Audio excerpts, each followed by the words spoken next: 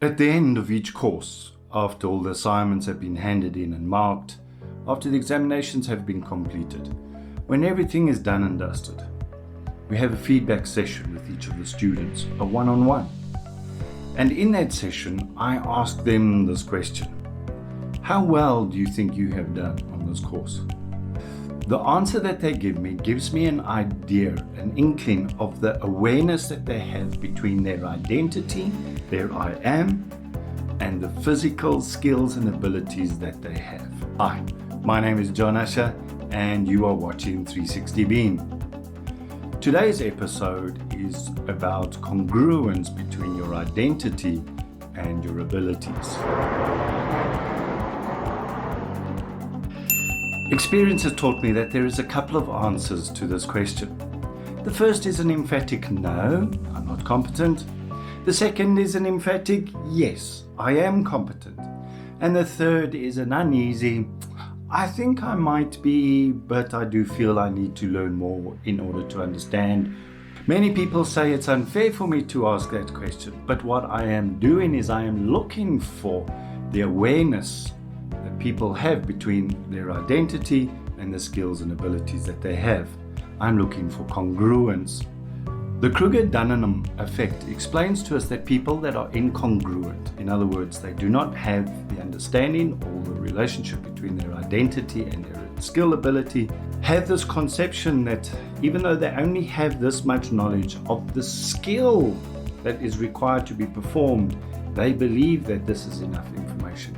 In fact, they believe they have all the information.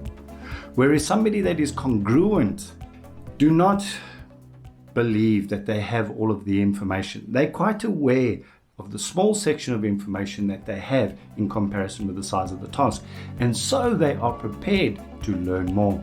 It's a well-documented fact that our skill development goes through 4 clear phases.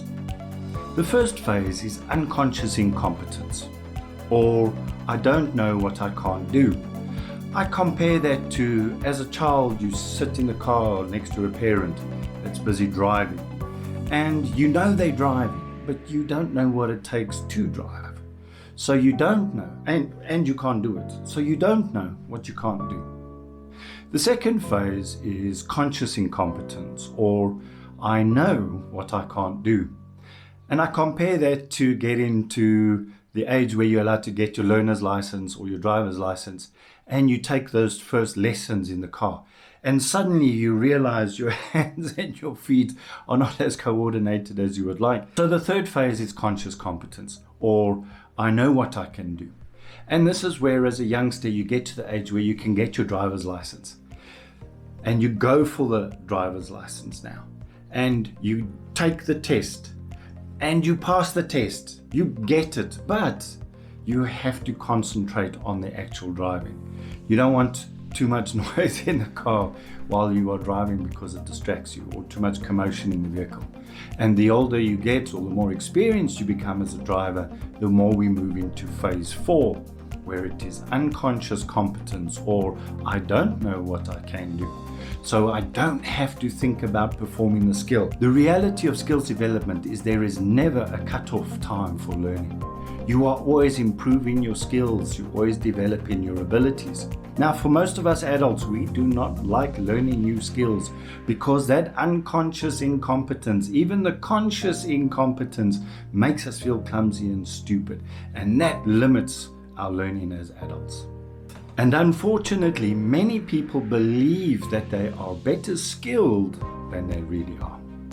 Those that are congruent between their I am and their ability are aware that for where they're at, whichever phase they're on, whether conscious competence, unconscious competence, whatever phase they're on, there is a place for them to grow. They're aware at what skill level they are at. So here's what I want you to know about developing congruence. You need to be a lifelong learner. You need to realize that maybe you only know so much about a topic that is so big. Take the time and make the effort to develop your skills. I found that the 100 challenge allows me to master my skills. I don't want to just be able to perform them once. I want them to be tasks that I can perform repeatedly at a level of excellence. And in order to do that, the 30-day challenge is not good enough. A 60-day challenge will just get you on the edge where you are at the conscious, competent level. It is only when we start hitting the 100-day mark, doing a skill, spending the time and the effort to develop mastery within your chosen skill, your chosen field. When we get to the 100-day marks, that is when we start functioning in an unconscious, competent level.